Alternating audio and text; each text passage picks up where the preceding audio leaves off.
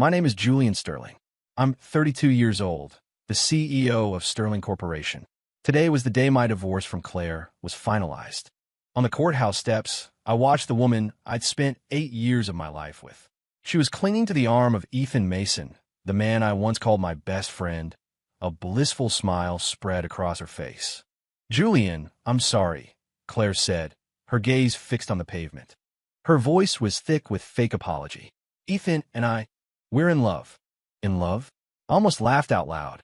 If I hadn't walked in on them tangled in the sheets at my own Aspen house 3 days ago, I might have actually been moved by that line. Ethan clapped a hand on my shoulder, a flicker of triumph in his eyes. "Julian, I know this is a huge blow, but you can't force these things." "Claire, Enough." I cut him off. I pulled the divorce papers from the inner pocket of my suit jacket. "Sign it, Claire." The terms were simple. She would leave with nothing. Claire took the papers, her hands trembling slightly as she scanned the pages. When her eyes landed on the asset division clause, her face went white. "Julian, we were married for 8 years. How can you do this to me?" She looked up, her eyes welling with tears. 8 years. I thought of all the years I'd spent grinding it out in the corporate world, working until midnight, only to come home to an empty house. Meanwhile, she was always finding excuses to go out with Ethan, claiming they were talking about company business. Turns out the only business they were discussing was how to best perform in the bedroom. "You have the nerve to bring up 8 years." I scoffed. "When did it start? A year ago? 2? Or were you cheating on me the year after we got married?" Claire's face drained of all color. Beside her, Ethan's hands clenched into fists. "It only started last year," she stammered. "Last year?" I pulled out my phone and held up a picture. "This is from your trip to Bali 2 years ago. You told me you were going with your girlfriends to de-stress." The photo was damning. Claire, in a bikini, lounging in Ethan's arms, their lips locked in a kiss. It was a punch to the gut. Ethan's expression soured. "Julian, you had us investigated?" "Investigated?" I pulled my phone away. "I got this in an anonymous email this morning. Looks like your little secret wasn't so secret after all." The truth was, I found the photo 3 days ago. I'd hired a private investigator to look into Claire's suspected affair, and the reality was far more tangled than I could have imagined. It wasn't just a physical betrayal.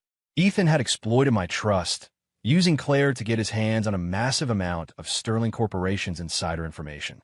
My best friend and my wife, working together to make a fool of me for 2 years.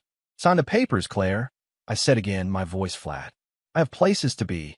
Claire bit her lip, her eyes darting between me and Ethan, before finally scribbling her name on the signature line. The moment we walked out of the lawyer's office after the final signatures, a wave of relief washed over me, something I hadn't felt in years. Claire grabbed my sleeve. "Julian, even though we're divorced, do you think we could?" "No." I cut her off without a shred of hesitation. "As of this moment, you and I are strangers." Without a backward glance, I walked to my black Maserati parked at the curb. Inside the car, I called my assistant, Ms. Hayes. "Ms. Hayes, as of tomorrow morning, all joint ventures with Mason Industries are terminated. And get the legal department on the line. I want to prepare a lawsuit for corporate espionage." "Mr. Sterling, isn't Mr. Mason your—" "He isn't as of today," I said, my voice ice cold. "Also, Claire Sterling's consultancy position is to be terminated immediately. Revoke all her access and permissions." I hung up, started the engine, and headed for the office. I hadn't gone more than a few blocks when my phone rang. The caller ID read, "Ethan Mason." I answered. "Julian, are you insane? Why are you pulling the plug on our projects? That's a $300 million deal." Ethan's voice was a furious roar. "Ethan, did you really expect me to keep doing business with a man sleeping with my wife?" I asked calmly. "Julian, business is business, and personal is personal. You can't just—" "I can," I said, and hung up. Seconds later, it rang again. This time it was Claire. "Julian, please, let me explain. Ethan and we really—" I didn't let her finish. I hung up and blocked both their numbers. From this day forward, the world of Julian Sterling would no longer include either of them. But this was just the beginning. They'd given me the surprise of a lifetime. It was only fair I return the favor. I picked up a second, encrypted phone and dialed a number. "It's me," Julian Sterling. It's time to begin. Back at Sterling Corporation headquarters, I went straight to the executive suite. Ms. Hayes had already prepared all the necessary documents for my signature, including the termination agreements with Mason Industries and the official notice of Claire's dismissal. Mr. Sterling, Mr. Mason has called over a dozen times. He insists on seeing you, she reported. I'm not available. I signed the documents without looking up. From now on, don't put any of his calls through. If he shows up at the building, tell him I'm out. Understood. Ms. Hayes nodded. Also, Miss Sterling was here. She waited in the lobby for 2 hours. Should I have security escort her out? And make a note. She is no longer permitted to enter any Sterling Corporation property. Ms. Hayes hesitated. Sir, isn't that a bit? A bit what? Harsh. I put down my pen and leveled a cold gaze at her. Let me be perfectly clear, Ms. Hayes. As of today, Claire Sterling is a stranger. No one is to afford her any special treatment on account of her former relationship with me. Yes, sir. I understand. She quickly made a note. After signing the last document, I leaned back in my chair, closing my eyes to map out my next moves. Ethan's company, Mason Industries, while not on the same scale as Sterling, was a major player in the construction material sector. His success was, in large part, built on the support I had given him over the years. From financial backing and joint projects to networking introductions and sharing proprietary tech, I had treated him like a brother. And now, that brother had not only cuckolded me, but was actively trying to use my own company to climb over me. He was about to find out how big a mistake that was. I opened my laptop and pulled up the file on Mason Industries. Over the past 2 years, they have been involved in 12 major projects. 8 of them were secured only through my connections.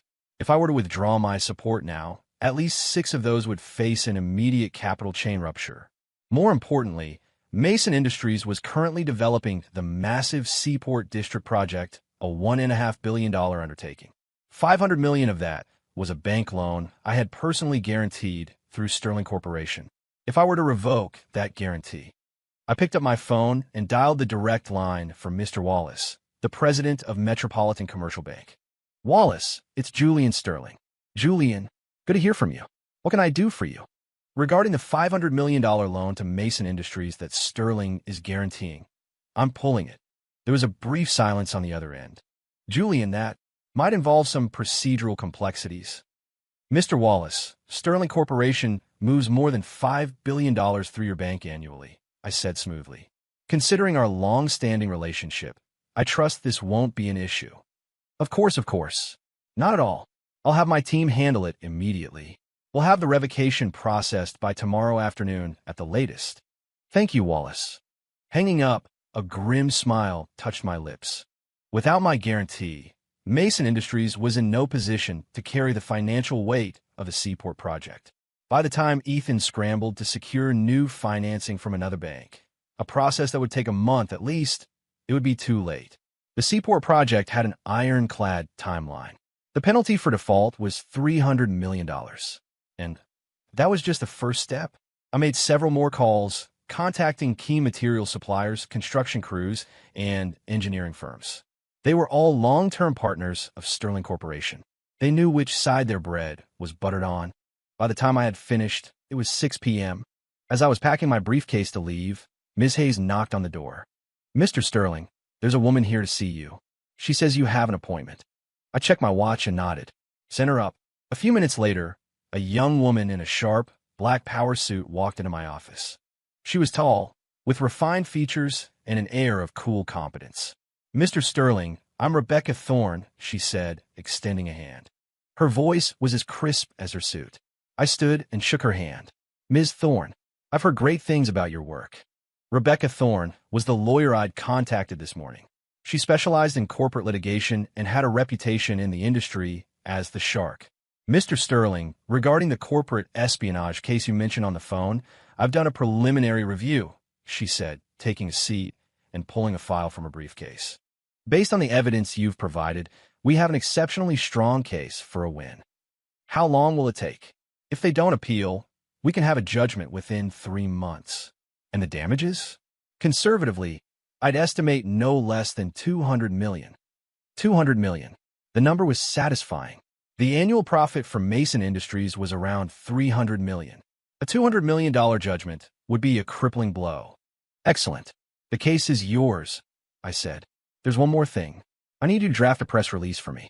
What kind of press release? A clarification, I said with a cold smile. One that clarifies the formal dissolution of the business relationship between Sterling Corporation and Mason Industries, and the personal one between myself and Ethan Mason. Rebecca Thorne nodded, her expression sharp. I understand. You want to completely sever ties, publicly and professionally. Exactly. I stood and walked to the floor-to-ceiling window, looking down at the river of headlights on the street below. Ms. Thorne, some people think they're clever. They think they can play games right under my nose. They have no idea that the real game is just getting started. 9 o'clock, I arrived back at my Greenwich estate. This was the house I had bought for Claire, an 8,000-square-foot monstrosity of glass and stone that had set me back nearly $20 million. Now it was just mine. Maria, the housekeeper, greeted me at the door. Mr. Sterling, you're home. Miss Sterling came by this afternoon. She took some of her things. Did she say anything? I asked, kicking off my shoes. She was crying, sir. She asked me to tell you that she knows she was wrong and hopes you can give her another chance. I let out a bitter laugh. Maria, from now on, if she comes by again, just tell her I don't live here anymore. Yes, sir. Walking into the living room, I saw a copy of the divorce settlement on the coffee table, with a letter resting on top of it. I picked up the envelope. For Julian, was written in Claire's familiar cursive. I tore it open. The letter was written on pink stationery. Julian, I know you hate me right now, but please believe me, I never wanted to hurt you. Being with Ethan, it only happened because you were always so busy and I was so lonely. I know that's not an excuse, but I regret it so much. If I could do it all over again, I would never have betrayed our marriage. Julian, we've known each other for 10 years, married for 8. Doesn't that count for anything? Don't I deserve one more chance? I'm willing to break things off with Ethan. I'm willing to start over. Please, just forgive me this one time. After reading the letter, I ripped it into shreds and dropped it into the wastebasket. Forgive? Start over? Did she really think betrayal was like a childhood game, where a simple, I'm sorry could wipe the slate clean? I took out my phone and dialed a number. Leo, it's me. The get-together tomorrow is still on. Book the private room at the ST. Regis. A cheerful laugh boomed from the other end. Julian, my man, finally came to your senses? I told you from day one that Claire woman was no good for you. Leo Chun was my roommate from college. Now he was a high-flying venture capitalist based overseas. He'd never liked Claire, always saying she was a social climber with a manipulative streak. At the time, I defended her. Looking back, Leo's judgment was spot on. Hey, guess what surprise I brought back with me this time? Leo asked. What? A total knockout. Harvard MBA. Her family runs a massive private equity firm in the States. And the best part? She's very interested in meeting you. I managed a weak smile. Leo, I just got divorced. I'm not looking to get into anything right now. Who said anything about getting into something? Just make a new friend. Besides, wouldn't it be good for Claire to see what a truly exceptional woman looks like? He had a point. All right, see you tomorrow. After hanging up, I went to the bar and poured myself a glass of scotch. Through the living room's panoramic window, I could see the lights of Ethan Mason's mansion on the opposite hill. They were blazing brightly. He and Claire were probably over there celebrating their victory. Enjoy it, I thought. It might be the last happy moment you have for a very long time. The next morning, I was in my office reviewing quarterly reports when Ms. Hayes rushed in. Mr. Sterling, Mr. Mason is in the lobby. He says he absolutely must see you. I told you I'm not seeing him. But he says if you don't see him, he'll wait in the lobby all day. There are already reporters from the financial news networks gathering outside. I frowned.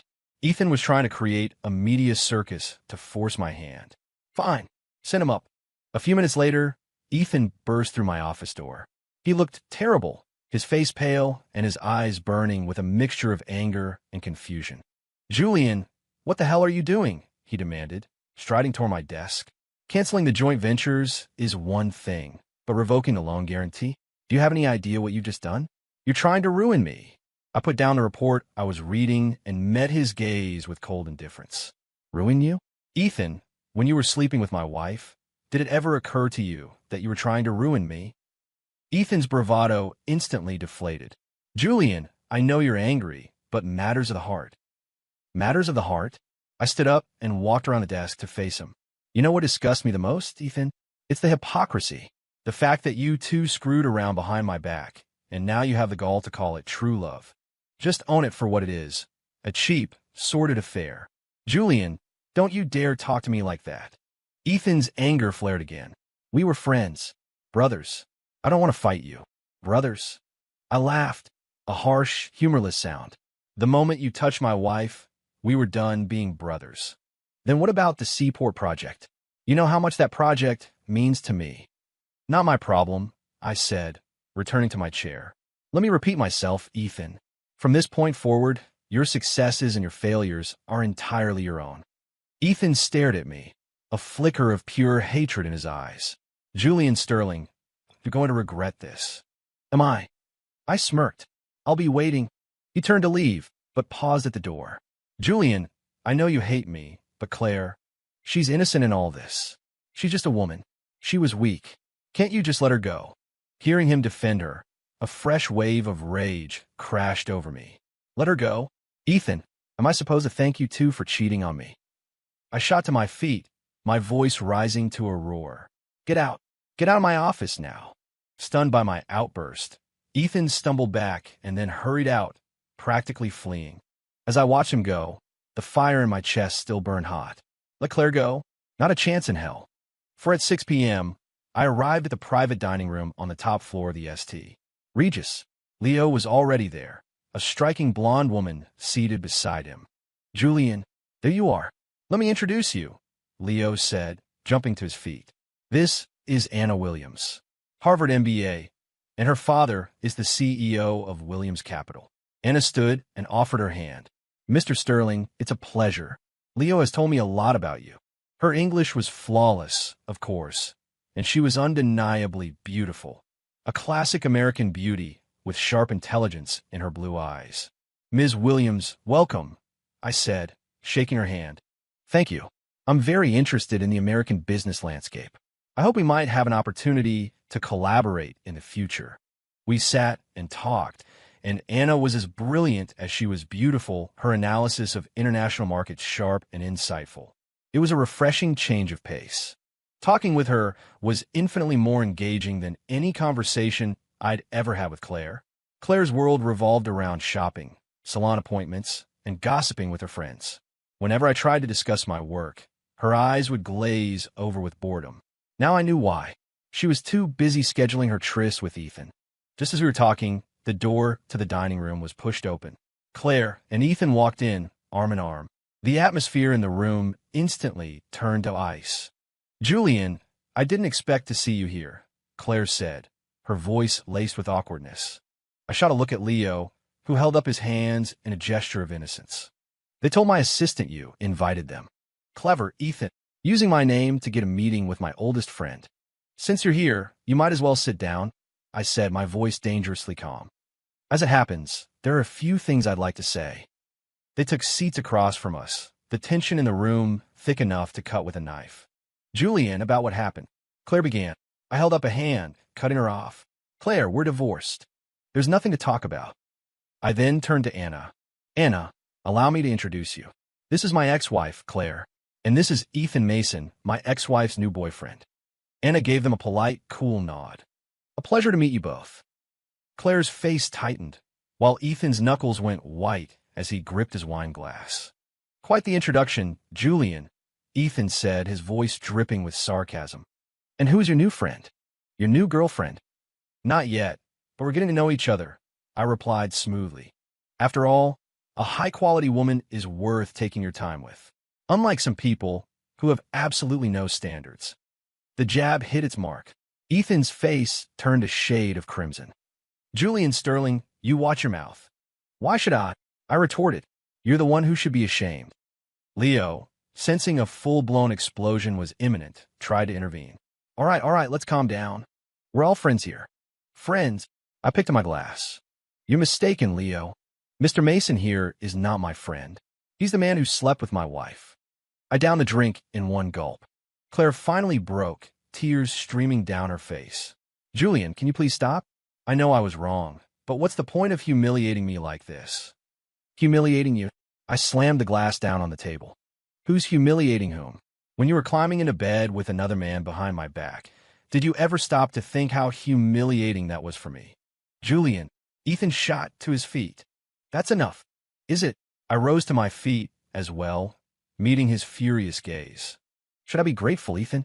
Should I thank you for showing me the true meaning of deceit? Don't push me, Julian. Push you. I laughed. You want to see what pushing it looks like? I pulled out my phone, swiped to a photo, and slid it across the table. It was a picture of Ethan and Claire in bed. The angle was perfect, the content explicit. The moment Claire saw it, her face turned as white as a sheet. You took pictures of us. Took pictures? I sneered. Claire, that was our marital bed. Is there a problem with me installing security cameras in my own house? Ethan's face went slack with shock. When did you? They've been there for 2 years, I said, retrieving my phone. Did you really think I didn't know anything? I just didn't feel like spoiling the show. The room fell into a dead silence. Anna watched the scene unfold, her expression a mixture of sympathy and understanding. Julian, if you knew all along, why didn't you say something sooner? Claire sobbed. And ruin the entertainment? I sat back down. Watching you two perform was far more interesting. Watching you pretend to be the loving couple in front of me, then sneak around behind my back. It was better than anything on Netflix. You're a sick bastard, Julian, Ethan yelled, pointing a trembling finger at me. You watched us like we were animals in a zoo. Animals? I laughed louder this time. Don't flatter yourselves, Ethan. Animals have a sense of shame. Do you? Claire's sobs grew more intense. Julian, we were wrong. We know we were wrong. You can punish us however you want. Just please don't leak those photos. Leak them? I pretended to consider it. That's not a bad idea. Why didn't I think of that? Julian, don't you dare. Ethan was practically vibrating with rage. If you leak those, I swear to God, I will end you. In me. I stood up slowly, my movements deliberate. With what, Ethan? Your company. The one that's about to go bankrupt. Ethan froze. What are you talking about, bankrupt? You haven't heard? I feigned surprise. Metropolitan Commercial Bank officially notified you this afternoon. They've revoked the $500 million loan guarantee. Without that capital, how do you plan to keep the Seaport project afloat? The color drained from Ethan's face. You actually did it. That's not all. I continued, twisting the knife. Your material suppliers have already halted all deliveries. The construction crews are walking off the job tomorrow, and the engineering firm has terminated their contract. Ethan, care to guess what the default penalty is? $300 million. Ethan was shaking. Very good, I said with a patronizing nod. $300 million for the default, plus the $200 million you've already sunk into it. That should just about wipe out everything Mason Industries is worth, wouldn't you say? Hearing these figures, Claire looked like she was about to faint. Julian, you can't do this. Ethan, he what? I stared at her, my eyes devoid of any warmth. You feel sorry for him now, Claire? Where was all this compassion when you were betraying me? Julian, please, I'll do anything.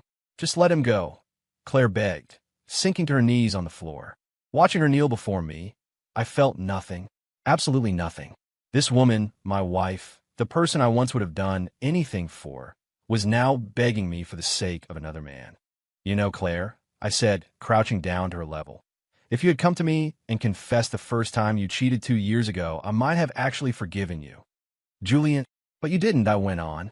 Instead of confessing, you doubled down. Did you really think I was that stupid? That I wouldn't find out? I stood up, towering over her. It's too late for apologies now, Claire. Ethan dropped to his knees beside her. Julian, I'm begging you. I'll get Claire back to you. I'll leave town. Just please, spare my company. Give her back to me. I burst out laughing. Ethan, do you honestly think I want a woman you've already had your fill of? Then what do you want? What do I want? I walked over to the window and gazed out at the city lights. I want to watch you both fall into a pit so deep you'll never climb out. Anna had been silent through the entire exchange, but I could see in her eyes that she understood the depth of my rage. Julian, she said suddenly, her voice calm and clear, I think we should be going. The air in here has become rather unpleasant. I nodded. You're right, Anna. Let's go. As we were leaving, I glanced back at the two pathetic figures on the floor. Oh, and I almost forgot to mention, tomorrow's edition of the Wall Street Journal will feature an exclusive interview with me.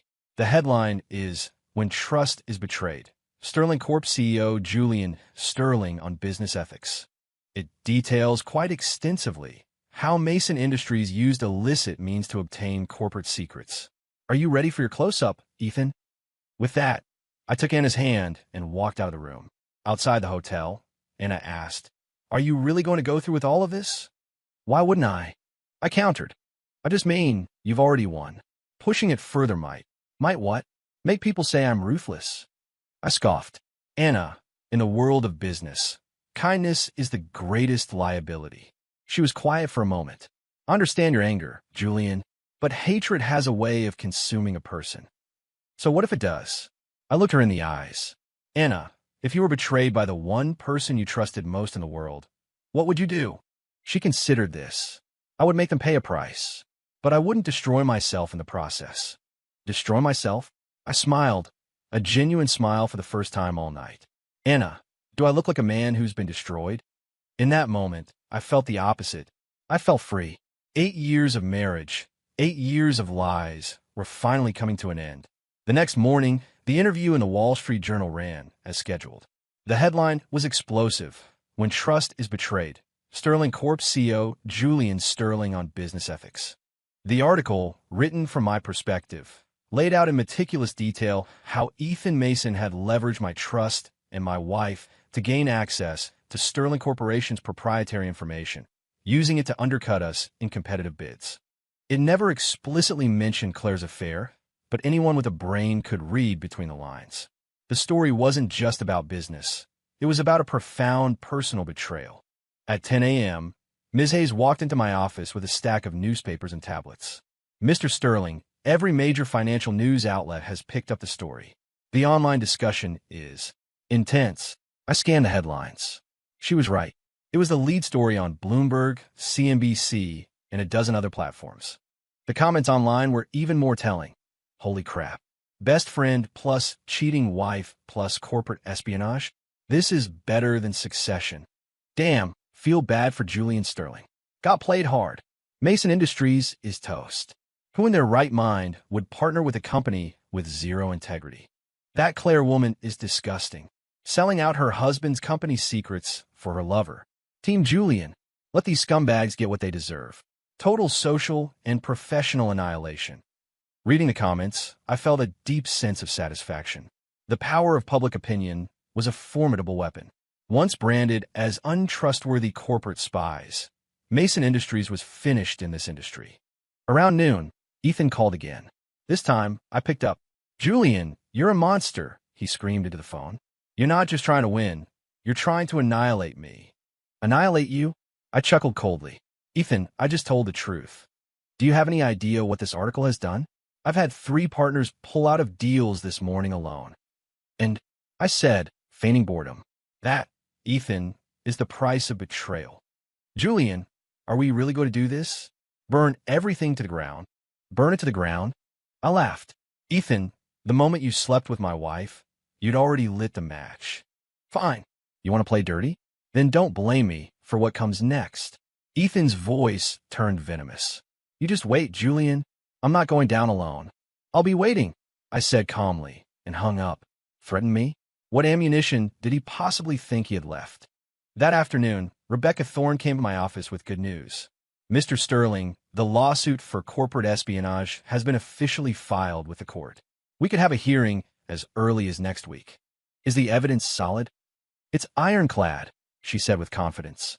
"What we have is more than enough to prove that Mason Industries used illegal means to acquire Sterling Corporation's trade secrets." "Excellent," I nodded. "If we win, what are the damages?" "Conservatively, $200 million. But if we factor in punitive damages for reputational harm, it could be closer to $300 million. $300 million. Add that to the default penalty on the Seaport project, and Mason Industries would be on the hook for $600 million.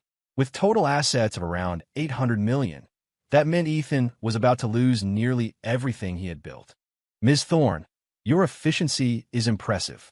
I'm very pleased. Thank you for the trust, Mr. Sterling." She gathered her files. Oh, one more thing. I was contacted by an attorney representing Claire Sterling. She's asking about a settlement.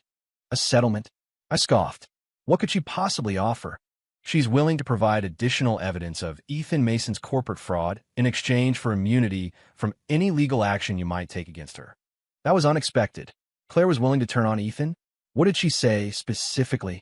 She claims Mr. Mason didn't just steal secrets from Sterling. He was also secretly colluding with several of your competitors, planning a coordinated effort to undermine your company. Now, that was interesting. So, while Ethan was playing the part of my best friend, he was plotting my downfall behind the scenes. Ms. Thorne, inform her attorney that if she is willing to testify to that in court, I will consider granting her immunity. But she needs to provide irrefutable proof. Understood. I'll pass that along. After Rebecca left, I leaned back in my chair, processing this new development. Claire's willingness to sell out Ethan meant one thing. Reality had finally set in.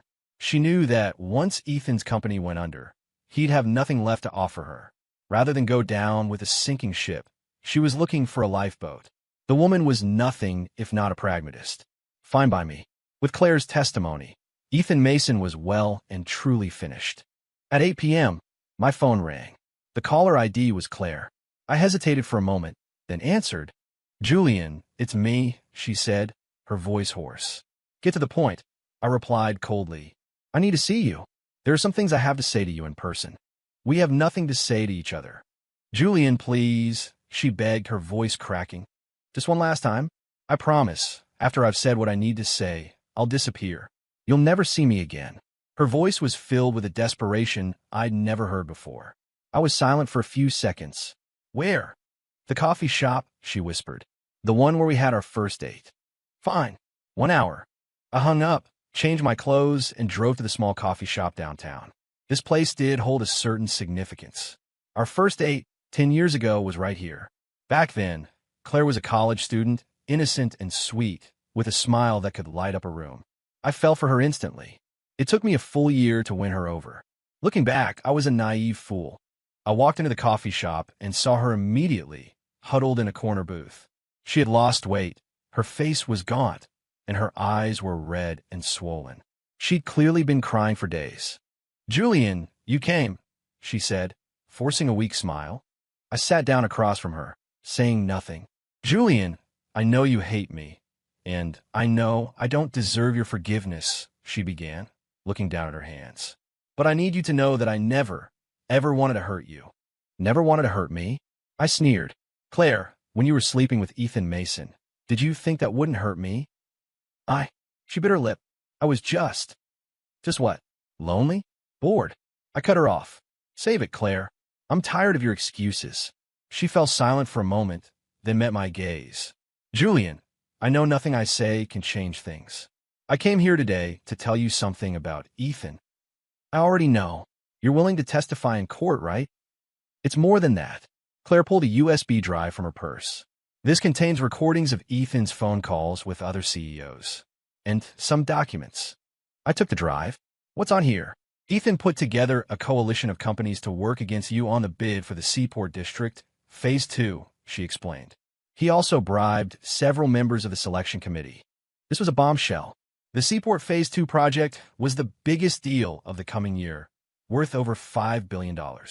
If Ethan had successfully orchestrated a boycott, it would have been a significant blow to Sterling Corp. Why are you telling me this? I asked, genuinely curious. Because I finally see Ethan for who he really is, she said with a bitter laugh. Julian, do you know what happened this morning? I shook my head. After the news broke, Ethan went insane. He blamed me for everything. He said if I hadn't been the one to leak your company's secrets, none of this would be happening. Her eyes filled with fresh tears. And then he hit me. He said I was going to take the fall for all of it. I looked closer at her face and could just make out a faint bruise on her cheek, poorly concealed with makeup. Julian, I finally understand. Ethan never loved me. He got close to me to get to you, to win your trust, and steal from your company. You're just figuring that out now? I said coldly. Claire, do you expect me to feel sorry for you? I'm not asking for your pity. I just want to do something to fix the mess I made. She pushed the USB drive toward me. This is enough to put Ethan away for good. Take it. I picked up the drive, my expression unreadable. "Julian, one more thing," she said, hesitating. "Ethan said that if he goes down, he's taking you with him. He's planning some kind of retaliation." "What kind of retaliation?" "I don't know the details, but he's been making calls to some very dangerous people," she said, her voice filled with genuine concern. "Julian, please be careful." Hearing this, I felt a muscle in my jaw tighten. Ethan was going to hire thugs to come after me. That son of a bitch was capable of anything. "I'll handle it." I stood up to leave. "Julian," she called out, stopping me. "I know we can never go back to what we were, but I need to say it. I am so sorry. If I could do it all over again, I would never have betrayed you." I paused, but didn't turn around. There are no do-overs in this world, Claire. As I walked out of the coffee shop, I made a call to my security firm, ordering them to double the protection at my estate and at the office. If Ethan Mason wanted to play dirty, I would show him who was better at it. Back at the estate, I immediately plugged the USB drive into my laptop. It was exactly as Claire had described. The drive was filled with damning evidence. Audio recordings of Ethan's calls with the CEOs of 5 rival companies, planning to collude against Sterling Corp on the Seaport Phase 2 bid. Worse, there were copies of wire transfers to 3 members of the selection committee, $1 million promised to each. If this evidence went public, it wouldn't just be the end of Ethan. It would take down everyone involved with him. I picked up the phone and called Rebecca Thorne. "Miss Thorne, I have some new evidence for you. I need you to come by my office tomorrow morning." "Of course, Mr. Sterling. Also, I need you to run a background check on Ethan Mason's recent activities. I want to know everyone he's been in contact with." "Understood." By the time I finished, it was past 11 p.m. I took a shower and was about to get into bed when I heard a strange noise from the yard. Instantly alert, I moved silently to the window and peered into the darkness. In the moonlight, I could see several dark figures scaling the perimeter wall. So, Ethan's retaliation had begun. I felt no panic, only cold resolve. I quietly picked up the emergency phone on my nightstand and called the security company's direct line. "This is the Sterling estate. I have multiple intruders on the grounds. I need an immediate response." "Copy that, sir. Our team is 3 minutes out." Next, I dialed 911. With those calls made, I picked up the baseball bat I keep under my bed and waited in the darkness of my room. A few minutes later, the sounds of a violent struggle erupted from the yard. My security team had arrived and engaged the intruders. Soon after, the wail of police sirens grew louder, cutting through the night. 10 minutes later, all was quiet. I went downstairs to assess the situation. My security team had 5 men pinned to the ground in the yard. They were all hired muscle, common street thugs. "Are you all right, Mr. Sterling?" the head of my security detail asked. "I'm fine. Good work." The police had arrived and were securing the scene. "Mr. Sterling, do you have any idea who might have sent these men?" the lead officer asked me. "I have my suspicions. A man named Ethan Mason," I answered truthfully. "We're in the middle of a major business dispute. He might be looking for revenge." "Ethan Mason? The one from the news?" "That's him." "All right, sir. We'll look into it." By the time the police left, it was 2 a.m. The immediate threat was over, but I knew this was just the beginning. If Ethan was this desperate, it meant he had completely lost his mind. The next morning, the incident was all over the news. Sterling Corp CEO Julian Sterling targeted in home invasion. Police suspect link to business dispute. The headlines were direct. While they didn't name Ethan, anyone following the story knew exactly who was responsible. At 10 a.m., Rebecca Thorne arrived at my office. "Mr. Sterling, are you all right? I saw the news." "I'm fine, but Ethan Mason is about to have a very bad day." I handed her the USB drive. "This should be enough to put him behind bars for a long time." Rebecca plugged the drive into her tablet. As she reviewed the contents, her expression grew grim. "Mr. Sterling, this is a gold mine. It's not just corporate espionage. This is evidence of bribery, conspiracy, and racketeering." "How much time is he looking at?" "With the espionage and bribery charges alone, at least 10 years. 10 years. The number was perfect. Ms. Thorne, I want you to compile this evidence and submit it to the district attorney's office immediately." Right away, after she left, Ms. Hayes came in. "Mr. Sterling, the police have taken Ethan Mason into custody." "That was fast." "The men they arrested last night confessed, sir. They said Mr. Mason paid them to break into your home." "So, Ethan's brilliant plan had backfired and directly implicated him. Poetic justice. That afternoon, Claire called again. Julian, I heard they arrested Ethan. That has nothing to do with me, I said, my voice flat. Julian, I know you hate us, but Ethan, he's lost his mind. Can you please? Please what? Let him go. I laughed, a harsh, grating sound. Claire, do you really think that's a possibility? Julian, I'm begging you. Let me make something clear to you. Claire, I interrupted. Ethan Mason sent thugs to my home to hurt me. I didn't do anything to him. He's in police custody because of his own stupid actions. He brought this on himself. But there are no buts. I hung up. Looking out the window at the bright afternoon sun, I felt a sense of profound peace. This, Ethan, is the price of betrayal. Did you really think you could sleep with my wife, steal my company's secrets, and walk all over me? You were wrong. In this world, Julian Sterling is not a man to be trifled with. A week later, the civil case of Sterling Corporation versus Mason Industries went to trial. I was present as the plaintiff, while Ethan, currently in jail awaiting his criminal trial for attempted assault, was represented by his lawyer. As agreed, Claire took the stand as a key witness for the prosecution. Ms. Sterling, please tell the court, in your own words, what you know about this case, the judge instructed. Claire stood in the witness box, her voice trembling slightly. Your Honor, I was the intermediary between Ethan Mason and Julian Sterling. Mr. Mason repeatedly asked me to obtain proprietary information from Sterling Corporation, including bidding strategies, cost analyses, and lists of partners. And how did you obtain this information? The prosecutor asked. Julian Sterling is my ex-husband, she said, looking down. He trusted me. He often worked from home, and I took photos of documents when he wasn't looking. I also recorded some of his conference calls. And you then gave this information to Mr. Mason? Yes. What did Mr. Mason give you in return? Claire blushed. He promised he would marry me. He promised a better life. A murmur went through the courtroom.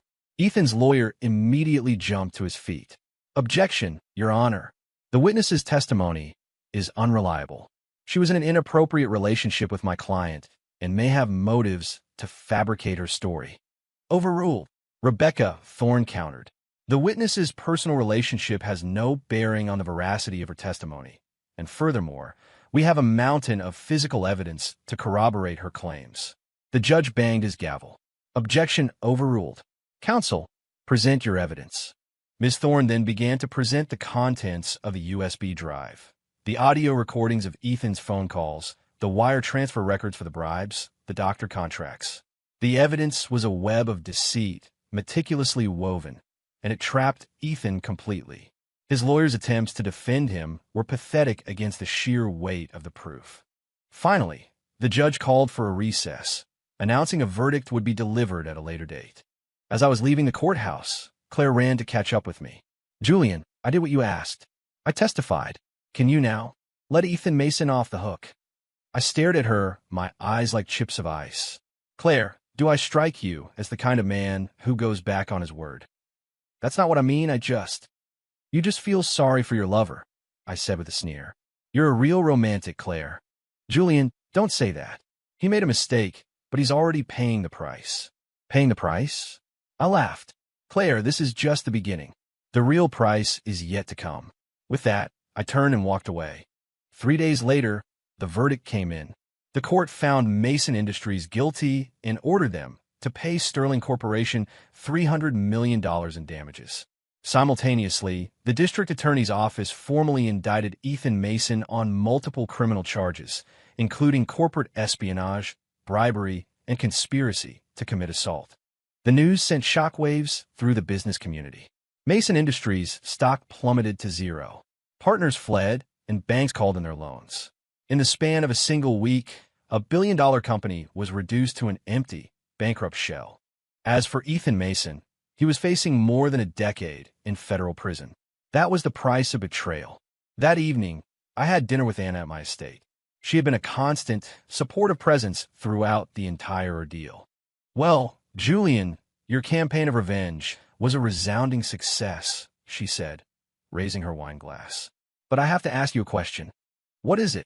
Was it worth it? All this time, all this energy, just to destroy two people who are no longer important. I considered her question. Anna, do you know what a bottom line is?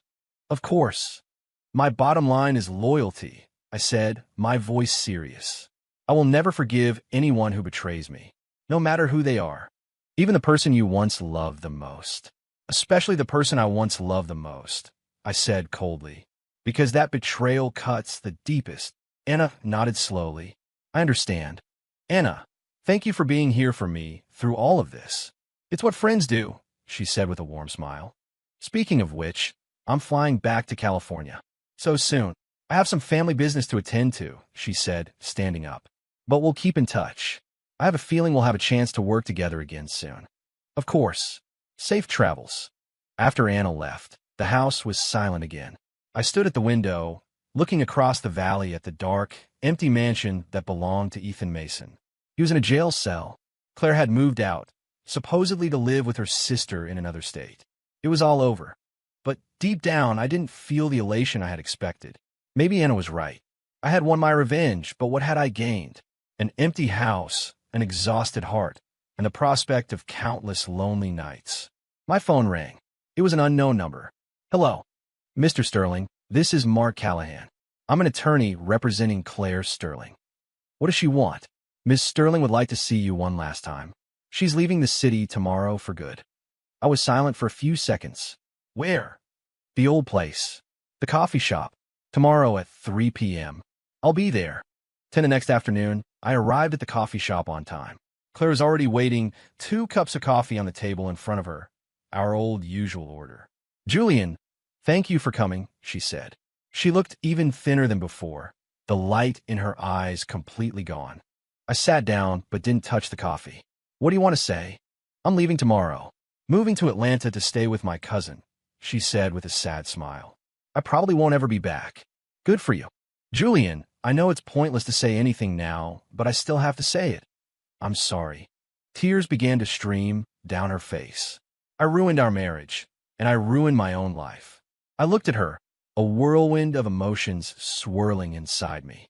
This woman, the love of my life, the person I would have given the world for. Now, she sat weeping in front of me, and I felt nothing but a hollow emptiness. You know what my biggest regret is, Claire? I said. What? My biggest regret is that it took me so long to see you for who you really are, I said coldly. If I had seen the truth sooner, I wouldn't have wasted 8 years of my life. Her sobs grew louder. Julian, I really do know that I was wrong. I never thought Ethan would be that kind of person. I thought he really loved me. And you know better now? I said with a sarcastic edge. Do you want me to feel sorry for you? I'm not asking for your pity. I just want you to know that I've been doing a lot of thinking, she said, wiping her tears. I remember when we first got together, how good you were to me. I had everything, and I was too foolish to appreciate it. There's no point in talking about the past. I stood up to leave. Julian, she called out, her voice desperate. Can you just tell me one thing? Do you hate me? I stopped and turned back to look at her. No, Claire, I don't hate you anymore. A flicker of hope appeared in her eyes. Really? Really? I said, my voice flat and final. Because you're not worth hating. From now on, you're just a stranger to me. And I don't waste my energy hating strangers. With that, I walked out of the coffee shop and didn't look back. Walking down the street, I felt a sudden sense of lightness. It was true. The hate was gone. Hate is an exhausting emotion. She had paid the price for her betrayal, and there was no point in holding on to it any longer. From now on, I would start a new life. A month later, Ethan Mason was sentenced to 12 years in federal prison. Mason Industries was officially dissolved, its assets liquidated. And me? I was back at the helm of my company. Under my leadership, Sterling Corporation was stronger and more prosperous than ever before.